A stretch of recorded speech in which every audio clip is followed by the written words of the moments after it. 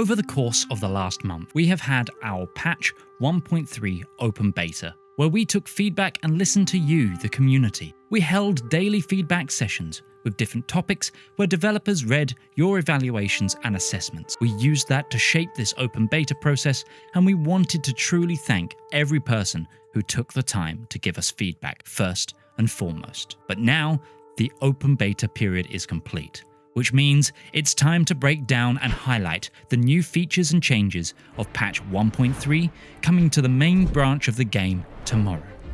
For most of a Europa Universalis campaign, the world has waited on you.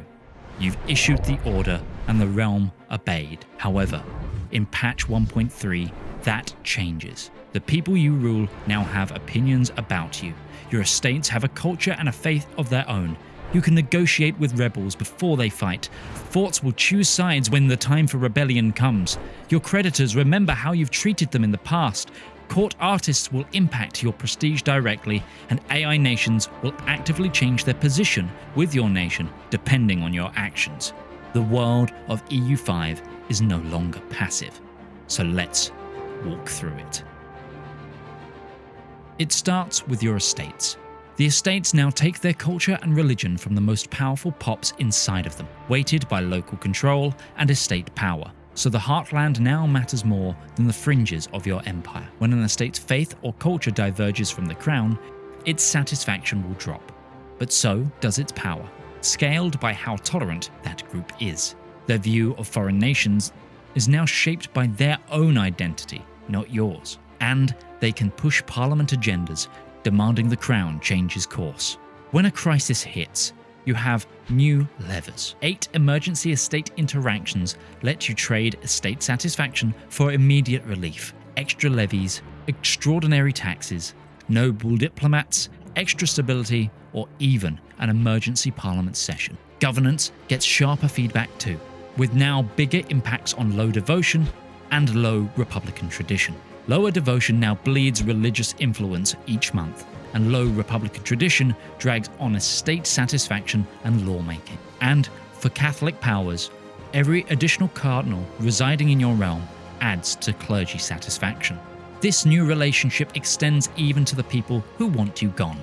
Rebellions are no longer a switch that flips. Before a faction revolts, you can actually negotiate, or merely succumb and accept demands by spending legitimacy to grant the rebels concessions. The AI uses both sensibly, and neither works once a faction has crossed the revolt threshold. And when a revolt does come, each location with a fort gets a say. Each one rolls for loyalty, based on estate satisfaction, local unrest, and integration level. Loyal forts will stay yours. Additionally, rebel-held forts now also have far smaller garrisons, scaled by revolt type, so rebels can no longer sit on impossible numbers behind your own walls. The people and institutions who fund you now keep their own ledger on how you've behaved. Your nation builds a creditworthiness score, 0 to 100, through responsible borrowing. Lenders now remember. A strong record earns lower interest on estate and international loans from banking nations. However, if you default, go bankrupt, or turn on your creditors, then every future loan costs you more. Nations with a central bank can issue government bonds, and 10 unique state and family banks join the map. The Genoese houses, the Berenbergers, the Aragonese, Tulla de Canvi, alongside reworked central banks for England, the Dutch, and Sweden. Market access now caps building level and per level costs climb, rewarding the economies you connect and grow deliberately, as well as rewarding smaller economies making smaller markets. Mills get a full overhaul to anchor the late game. 10 regions will also gain historical production identities: fine cloth in Flanders and Tuscany, glass in Venice, weapons in Toledo and Milan, English wool, and Bengali and Gujarati cotton. Burger trade range will also widen with each age. Trade orders spread across routes, and raw material sites can now also auto-expand on their own. We know all of this is a lot to hold in your head, so 1.3 allows you to hand more of the busy work to your cabinet and generals, and frees your attention for the relationships that actually decide a campaign. Buildings and raw material sites can auto-expand to their next tier when they're profitable, staffed, affordable, and eligible. Automated diplomats let you reserve slots for manual use and toggle each action type independently, from opinion boosts to alliances and royal marriages. The cabinet toggle splits into members and actions, so you can automate hiring while keeping manual control of when advisors act. You can assign armies to independent operations, and the AI can run them autonomously for war, sieging, hunting, or defending as needed, with a live readout and instant return to manual control. You can also commit a portion of your army to your allies, giving them direct control and sending your forces as condottieri, committed until the shared war ends and immune to capture or bribery. Diplomatic capacity no longer comes from your rank. It's driven by laws, advances, and government, removing a hidden edge for the already dominant nations. Large alliance blocks now cost upkeep to hold together. Stacked unions carry a weight cost, and professing trust costs prestige instead of damaging your reputation. Furthermore, fast economic growth makes your neighbors wary of you. Military orders gain a sponsor cap, so they can't out-earn the kingdoms funding them. And cultural tradition and influence are now more impactful, as they feed authority and diplomatic reputation directly. For the Empire, Imperial Circles add a whole mid-tier of HRE governance and a new set of relationships to manage. As a nation, you can lead a subgroup within the Holy Roman Empire if you are influential enough, and as the Emperor of the HRE, you can control parts of the HRE just by interacting with different circle leaders. If you pass the Imperial Circles law, the map is carved into regional circle zones. Members will then join their geographic group, and small circles will merge until each can function. Each elects a circle leader who manages the relationship with the Emperor and their own members, with a satisfaction score driving real political pressure.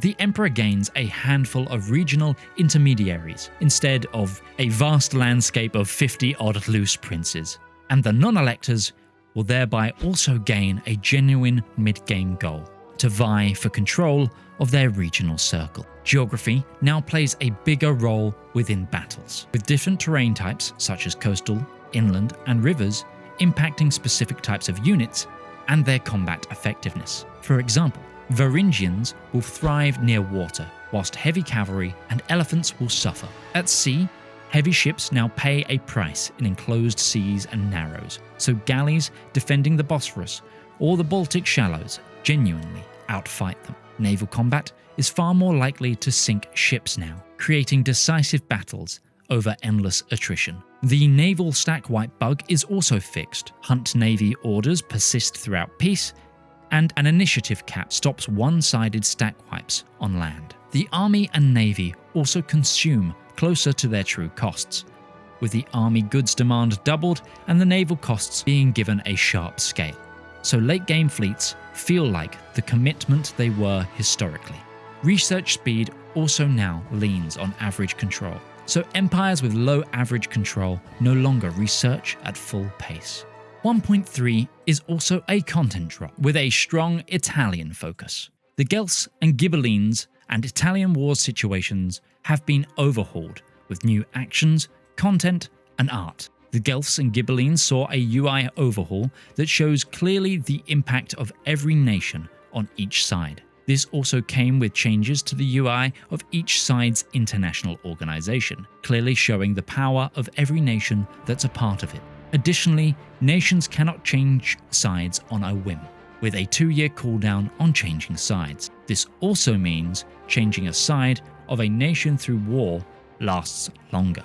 We also have made major changes to the Italian wars, which you can see in our dev breakdown and stream that we released in early June. We've added around 180 advances for Italy and the Balkans, and reworked dozens more, rendered every Italian name and location across the dialects, and written roughly 120 new events, including dynamic historical events for minor nations like Verona, Siena, Lucca, and Montferrat. A new Bulgarian fragmentation disaster also arrives with its own unique Bulgarian Tsardom reform. 5 new town rights expand the toolbox: the Market Charter, Free Town Charter, Fortress Town, Mining Charter, and Studium privileges. 2 new generic bureaucracy sets arrive, an early modern European set, and early Chinese Yuan and Ming bureaucracies tied into the Celestial Authority. We've also added 20 new government reforms to add depth to societal values. The interface is getting a broad pass. We've reworked artist slots, the automation panel, regional power map modes, the loans and rebel faction panels, military objectives, and new Army and Navy quality charts showing unit diversity at a glance. And with that, that's all for patch 1.3. And across all of it, one idea holds. The world remembers how you treated. Your estates, your creditors, your rivals, and your forts all now carry their own opinion of you. And your campaign will become the story of how you manage them. Once again, we really want to thank everyone that took part in this open beta and gave us feedback. As always, for more updates, news, and all things Europa Universalis, remember to subscribe and, of course, be ambitious.